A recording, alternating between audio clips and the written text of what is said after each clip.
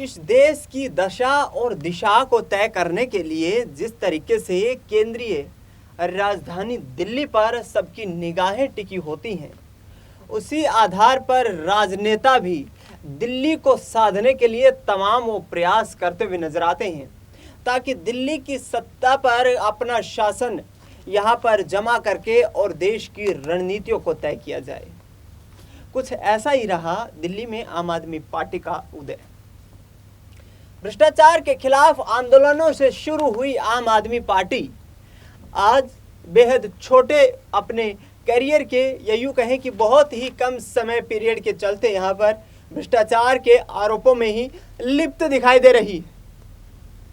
और खबरें तो ये तक हैं और सच्चाई भी ये तक है कि आम आदमी पार्टी के संयोजक और दिल्ली के मुख्यमंत्री अरविंद केजरीवाल भी भ्रष्टाचार की गतिविधियों में संलिप्त होते हुए जेल की सलाखों के पीछे हैं। आम आदमी पार्टी के तमाम नेता बार बार अरविंद केजरीवाल की ईमानदार छवि का ढिंढोरा पीटते हुए नजर आए, लेकिन वर्ष 2020 का वक्त आता है, देश में महामारी कोरोना फैल जाती है और उस दौरान दिल्ली सरकार के द्वारा शराब नीति में परिवर्तन कर दिया जाता है। आबकारी मंत्रालय के तहत शराब नीति के तमाम नियमों में बदलाव करके प्राइवेट सेक्टर को बढ़ावा देने के लिए यहाँ पर तमाम नियम परिवर्तित किए जाते हैं।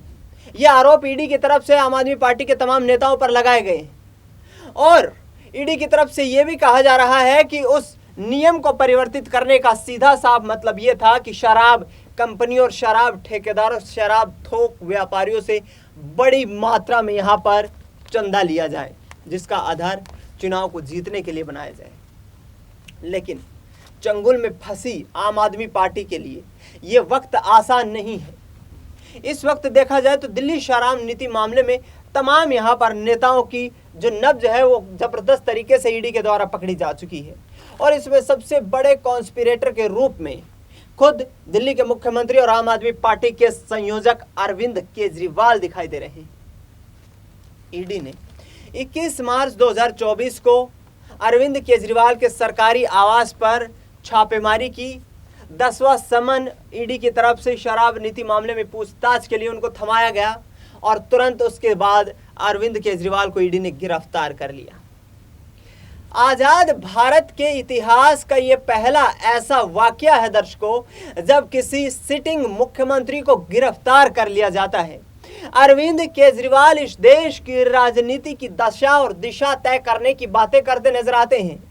याद कीजिए उस वक्त को, जुलाई 2023 को, जिस वक्त इंडिया अलायंस का यहाँ पर गठन किया गया और उस इंडिया अलायंस के संयोजक के तौर पर या फिर ईमानदारी के आधार पर प्रधानमंत्री की रेस में, प्रधानमंत्री के चेहरे की रेस में शामिल होने वाले अरविंद केजरीवाल को क्या ये भी अंदाज नहीं था कि आने वाले 6 महीने के दौरान ही वो सबसे बड़े भ्रष्टाचार के यहाँ पर आरोपी पाए जाएंगे। आपको बता दें कि ईडी ने जिस तरीके से शराब नीति मामले को लेकर अपने जो तमाम सबूत रखे हैं न्यायपालिका के सामने, उन तमाम सबूतों के आधार पर अभी अरविंद केजरीवाल को जमानत नहीं मिल पाई है। ऐसे में अरविंद केजरीवाल को लेकर आम आदमी पार्टी के तमाम नेता यहाँ पर यह आरोप लगाते हुए नजर आ रहे हैं कि अरविंद केजरीवाल को झूठे केसों में फंसाया जा रहा है और ये सिर्फ और सिर्फ भारतीय जनता पार्टी की तरफ से एक साजिश है आम आदमी पार्टी को खत्म करने की। लेकिन अरविंद केजरीवाल को राउज एवेन्यू कोर्ट से जमानत मिल जाती है क्योंकि जिस वक्त जो न्यायाधीश था उस दौरान उन्होंने पाया कि अरविंद केजरीवाल प्रथम दृष्टया इस शराब नीति मामले में शामिल नहीं है। ईडी की तरफ से जो सबूत पेश किए गए हैं उन सबूतों को आधार मानकर भी अरविंद केजरीवाल को इसमें मेन कॉन्स्पिरेटर नहीं बनाया जा सकता है। दिल्ली के राउज एवेन्यू कोर्ट ने इस पर जमानत दे दी। आम आदमी पार्टी और अरविंद केजरीवाल के लिए खुशी का माहौल था, लेकिन इस बीच कुछ ऐसी परिस्थितियां घटित होती हैं जिन परिस्थितियों को लेकर के आम आदमी पार्टी की मुश्किलें फिर से बढ़ना शुरू हो जाती है, क्योंकि ईडी की तरफ से राउज एवेन्यू कोर्ट के फैसले को दिल्ली हाई कोर्ट में चैलेंज कर दिया जाता है। High court Rouse Avenue court के फैसले को स्टे कर देता है और अरविंद केजरीवाल की रिहाई पर ब्रेक लग जाता है। अरविंद केजरीवाल के वकील अभिषेक मनु सिंघवी राउज एवेन्यू कोर्ट के रिहाई के आदेशों को आधार बनाते हुए सुप्रीम कोर्ट में याचिका दाखिल कर देते हैं और सुप्रीम कोर्ट उन पर सुनवाई करता है। लंबी चौड़ी दलीलें पेश की जाती हैं।